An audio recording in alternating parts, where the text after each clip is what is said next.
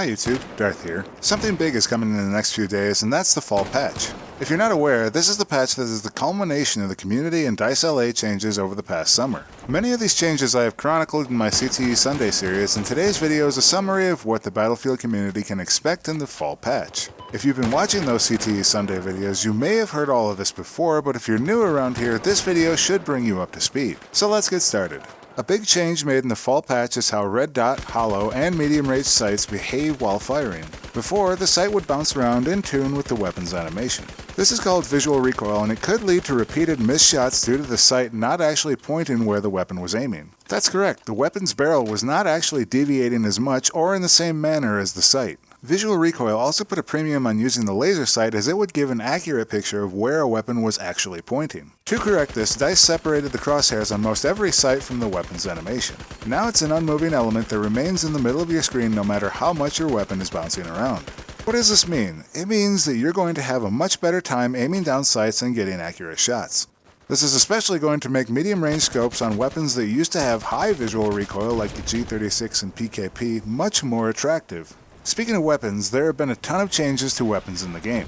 Going into the details of each and every individual weapon would be a video all of its own, so I'm going to simply go over the basics. Bolt-action sniper rifles and DMRs have had their bullet velocities increased. Some of these weapons have been changed very little, and some by a lot. For example, the JNG-90 went from 500 meters per second velocity to 670 meters per second and is now the fastest bolt action in the game. But most of these changes were less than a 10% increase in speed, so don't expect a breathtaking difference in most of the long-range rifles. For the automatic weapons, if they had a rate of fire of generally less than 700 rounds per minute, their left-right recoil has generally been decreased. This should make the aimed fire of weapons like the SAR-21 generally more attractive, especially when combined with damage model changes that I'll get into later. You might have heard about some rate of fire changes to the FAMAS, CZ3A1, and MP7.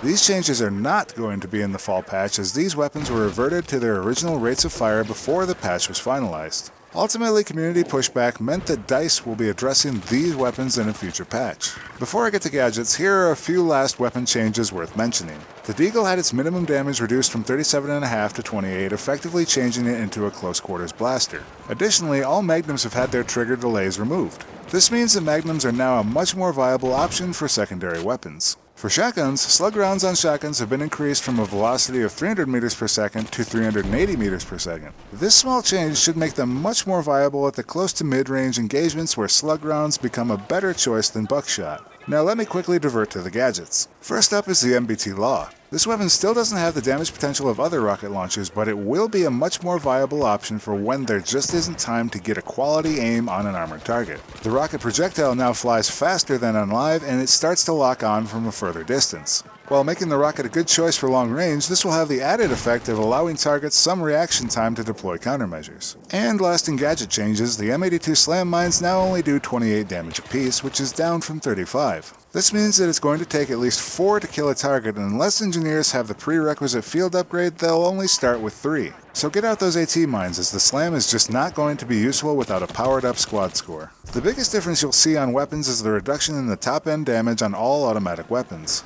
All the automatic weapons saw their maximum damage decrease by 1. This means that at ranges of less than 10 to 15 meters, this will require 1 additional bullet to kill enemies. The change to the damage model also has the effect of making the defensive field upgrade a less immediately attractive option for every class. Whereas before it meant 1 less bullet at most ranges, now it's really only effective at certain ranges. What you're going to hear out of a lot of people after this change goes live is how they claim that it requires so many more bullets to kill an enemy now. Well, that's simply not true, as at most it's 1, and in some very limited circumstances. DICE's reasoning behind this change was to increase the time to kill for the benefit of both the perceived netcode issues and to counter other changes that had decreased the time to kill. My feeling on this change is that it's going to decrease player frustration with one-frame deaths, and while those still happen, you'll at least have more of an opportunity to respond to incoming fire. Once players get used to the new time to kill, I think they'll find it feels pretty good, especially in emphasizing accurate fire, that is, headshots, versus inaccurate fire at close range. If you're a player who primarily sticks to crowded infantry maps like Lockers and Metro, you'll appreciate the change to grenades. Or, if you're a grenade spammer, you probably won't like this change. Grenades have gone from a roughly 6-second replenish time on ammo crates to about 28 seconds. The XM25, M320, and other automatic grenade launchers have also had their reload times extended by an exceptional amount.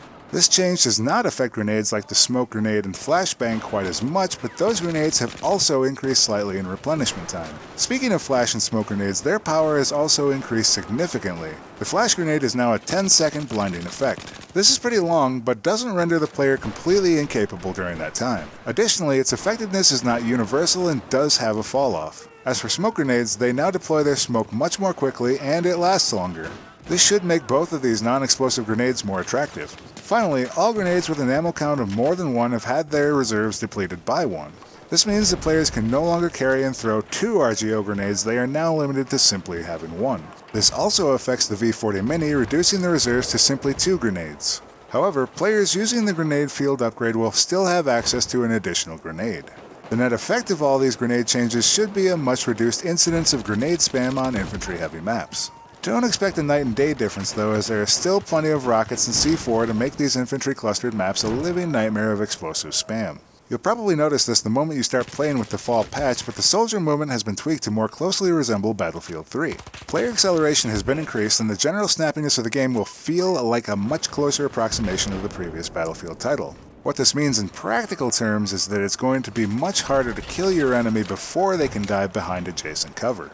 But turn that around, and it also means that it's going to be easier for you to peek a corner and get to safety.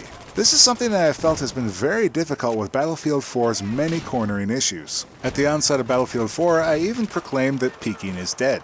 Also in the soldier animation category, the violent spasm that soldiers undergo when they're being hit by weapons fire has been decreased. This is often referred to as flinching. This was especially noticeable when firing at soldiers behind cover, as their entire body could disappear from view and make follow-up shots impossible. The problem with this is that it did not require player intervention and it effectively made them unhittable while they were able to deliver responding fire. While flinching still exists in the fall patch, it's been significantly reduced. If you wanted more ways to improve the UI in Battlefield 4, this is going to be the patch for you. The DICE team has been very generous with the number of options that have been given to the players. Most of these changes can be found under the Advanced Options portion of the Gameplay Options menu. First, and I think the most important change, was that HUD elements now fade when you're aiming down sights. I cannot tell you how many times I've died to an enemy that has been obscured by a flag, or I missed a shot for the same reason. That rage quit moment has finally been patched out. So the other changes that you can look forward to are being able to control the size and position of your minimap, its opacity, sensitivity on a per scope basis, and the visibility of HUD elements in general.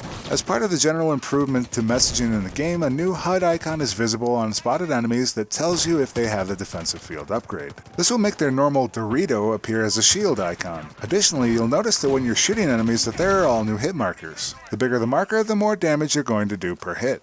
Thin markers mean you're hitting the extremities, normal markers are body shots, and the fat markers come out for headshots. Finally, DICE added a new triage system for downed soldiers that can be revived. Now the revive icon comes up with a timer. This will let you decide just how much time you have to charge a revive for your allied soldiers. My hope is that this will lead players to dishing out more 100 revives, but in my heart I know there will always be the 20 revive point hoggers. Another big change coming in the fall patch is a huge rebalance to the Rush game mode. Except for Dawnbreaker, DICE has rebalanced every vanilla Rush map.